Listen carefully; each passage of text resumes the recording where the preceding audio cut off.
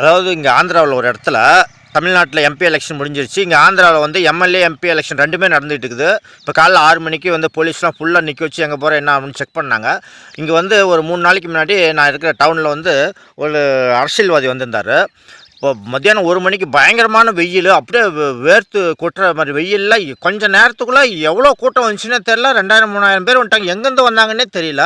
பார்த்தா சைடில் ரோட்லலாம் ஒரு 100 பஸ்ஸுக்கு நிற்கிது. பஸ்ஸு மினி பஸ்ஸு மாதிரி எல்லாம் வெளியிலேருந்து வராங்க. கொடி பிடிச்சிட்டு இருக்கிறாங்க. கூட்டம் குச்சி குச்சி குச்சி குச்சி குச்சின்னு அவங்க கேட்டதுக்கு ஒரு ஆளுக்கு 1000 ரூபாயாம் அந்த கொடி பிடிக்கிறவங்களுக்கு. இல்லை கூட்டம் வந்தாலும் சரி ஒரு ஆளுக்கு 1000 ரூபாயும் ஒரு கோட்டுறான்.